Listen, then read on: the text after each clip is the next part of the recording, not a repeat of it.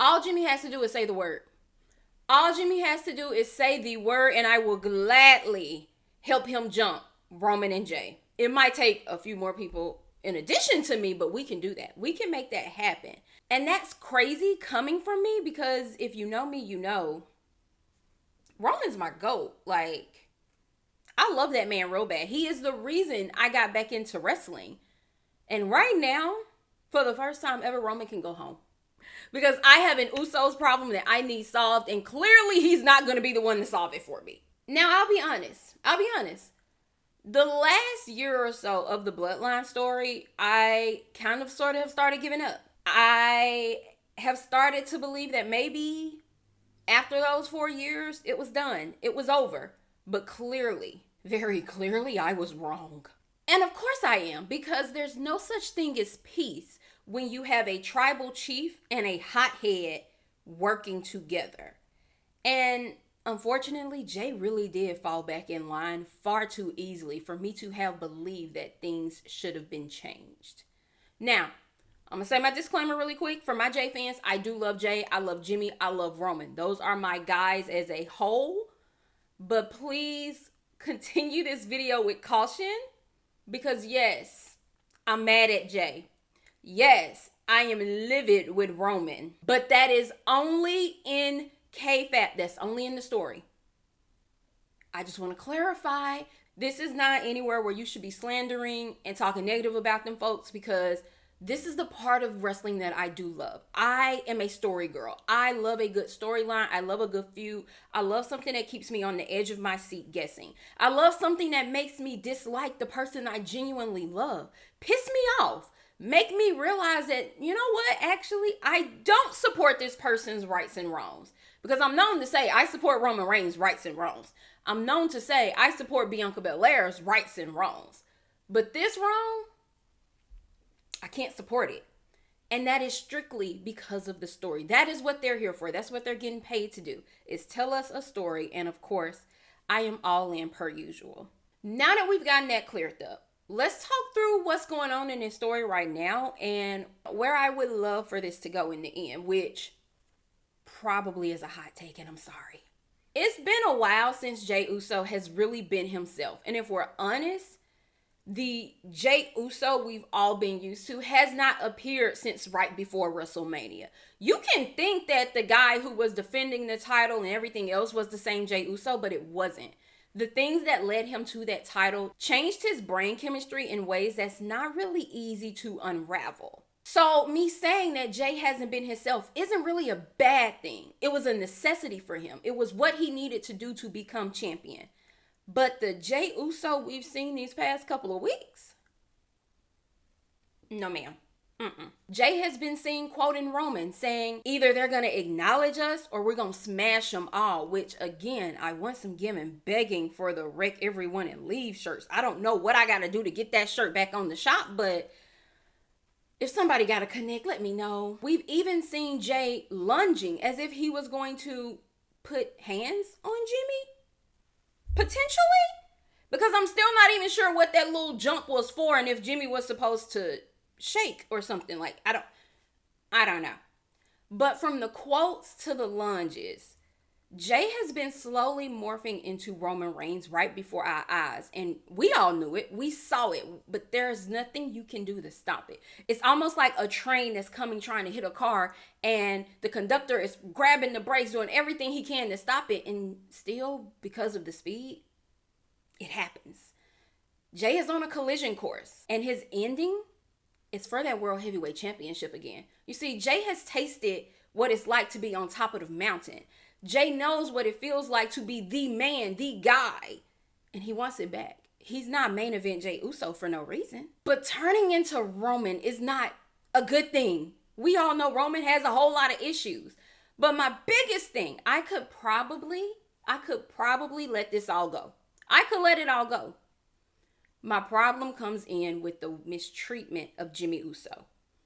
Because as an eldest sibling, I simply cannot allow my brothers to fight. It does not sit right with me. So that eldest daughter in me sees Jimmy and Jey fighting, and I feel like we need to fix it. Like, what do I need to do to sit both of you down so we can have this conversation and get us back to a good point.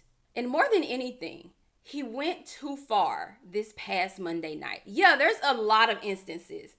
However, telling Jimmy that he basically doesn't know what it feels like because Jimmy has never held singles gold. Ouch. Now, I just wanted to correct myself to make sure that I had it all absolutely correct. Jey basically said he could be world heavyweight champion by now, but that's something Jimmy doesn't get, which is not as bad as I said originally. However, the implication is still there, okay? Back to the video. Was that really necessary to say to your twin brother? Because I'm sure that hurt. And it hurt even more when at the end of the night, Roman and Jey are just staring lovingly into each other's eyes while Jimmy is left in the cold staring at them, very clearly able to tell that Jey knew Roman was coming back, but Jimmy had no idea. He is on the outer circle. He is no longer inside. He's no longer the left hand to the right. He's just Big Jim. My question with these two is Roman morphing into a wise man for Jey? Because he's the one that started Jey even more on this course that Jey's on. He's the one that put it into his head that it's you versus everybody. Now, what I wanted, because Roman did start this, was for Roman to come back and pretty much just let Jey know, like, no, that's not what I meant. That's not what I meant. Like, we taking it too far. We're not supposed to do this to family. You got to be better than me. If you remember on the episode of Raw in Birmingham, Roman basically said he was different, that everything was different now, which was a total 180 from when he originally came back after SummerSlam last year and said, things change, I don't. So I was thinking, maybe Roman is growing. Maybe Roman has learned from his past mistakes. I knew better than that. So now we have these two, Roman and Jey, with Jimmy as the lone wolf, kind of just on the outside looking in. And where do we go from here? Because as we all know, Roman Reigns is listed on the Crown Jewel poster, which leads me to believe that Roman will have a match, which would also lead me to assume that the Usos would be involved in said match. But who would Roman be facing? He can't face Seth because Seth is facing Cody. He can't face Punk because Punk is waiting on Seth. He can't face LA Knight because LA Knight is also waiting on Seth. Everyone already has these interconnected stories, so there's no one left but for it to either be Roman Reigns versus Braun Breaker, or the Brauns, Bronson Reed and Braun Breaker, versus Roman and Uso. Because it can't be both. Unless it's a handicap match, it has to be 2-on-2. My expectation is for Roman and Jey to pretty much tell Jimmy they got this, that they will handle the vision because y'all couldn't get it done, which is really you couldn't get it done. Because again, Jimmy just doesn't get it. He's never been a singles champion. He's never carried the big one. He's never been the guy, the face of the company. You just don't get it. And it hurts. It hurts my feelings so much because y'all, I love Jimmy. Like I have such a soft spot for Jimmy because he is the eldest brother to my eldest sister. He looks out for his siblings. All he wants to do is see his family succeed. And these selfish ass people just keep lasering in on just what's good for them. And it's never good for everybody. Which leads me to my next question. Will all three of these men even make it to the War Games match?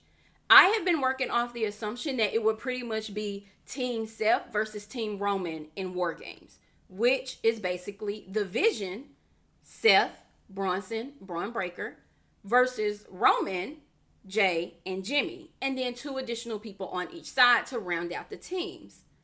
But will we have both the Usos there? Or just one? Or none? Will Roman be there? With the way that this is playing out, I don't know if another reunion of the OG Bloodline is on the horizon. And guess what?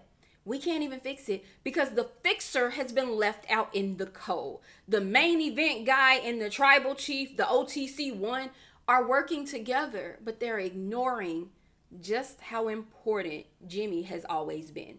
Now, here's the thing, and this is where we're going to start moving into my hot take future possibilities, which is just basically a whole fantasy that's never going to happen, but I can have it. I wouldn't mind Jimmy turning heel at this point. I don't even know if it's technically a heel turn because I don't see any of these people as really faces.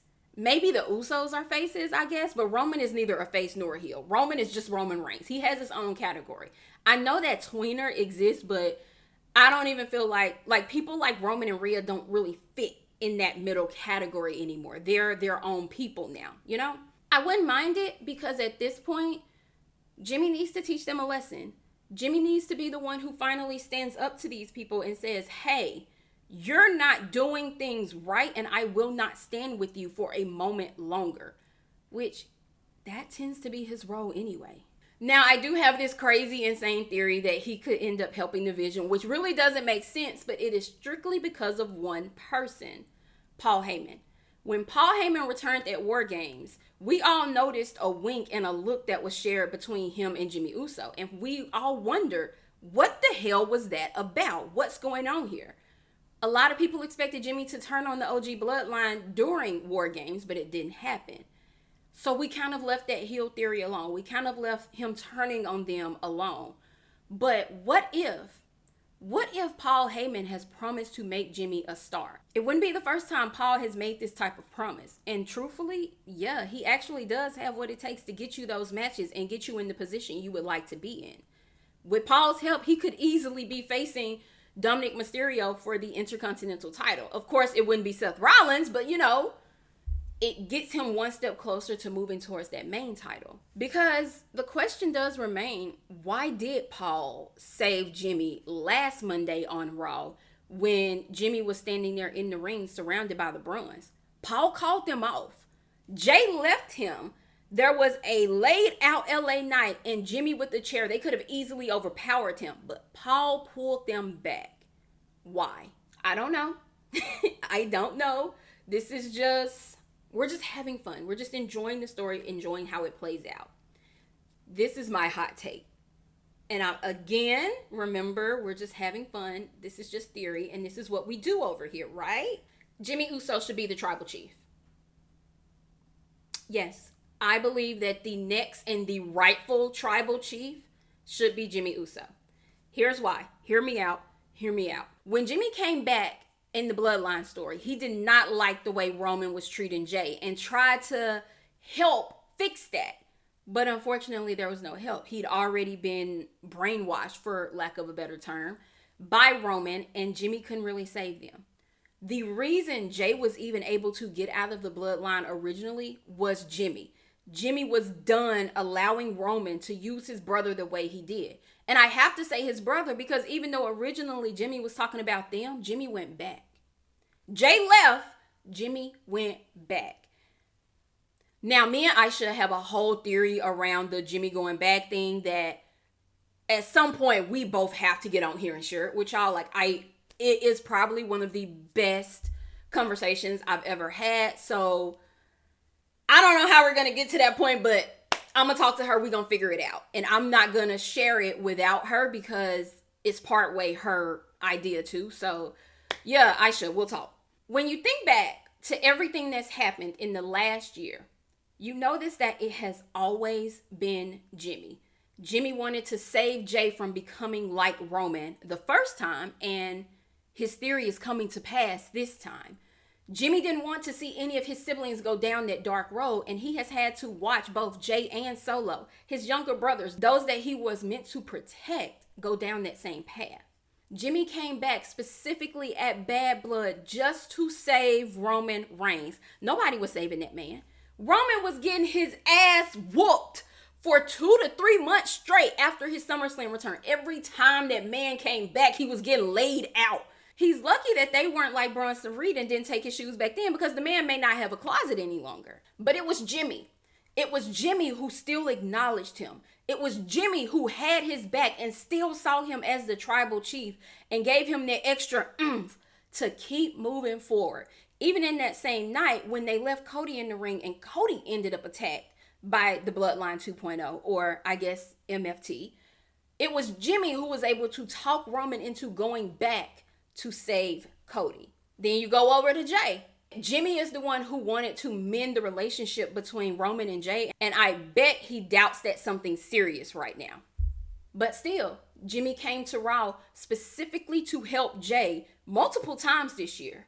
Because you go back to prior to WrestleMania, and what was the main reason Jey was able to dig back into himself and go back into that dark place of his, that crash out Jey?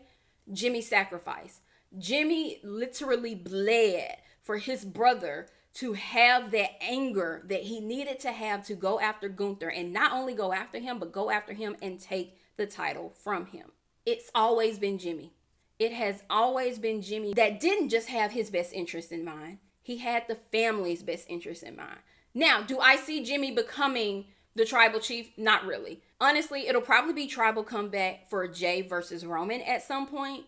But I wouldn't mind seeing Roman versus Jimmy. And I'm probably alone in this idea, I would love for them to run back the Jimmy and Jey feud. I do not think it was done correctly the first time. And I do believe that after everything that these two men have done for us, we owe it to them to let them get that feud done correctly. Give us the match that they deserve to have with each other before they retire. And in all of this, you have to bring up the fact that Jimmy is going to be on leave at some point within the next year. As we all know, Naomi is expecting their baby.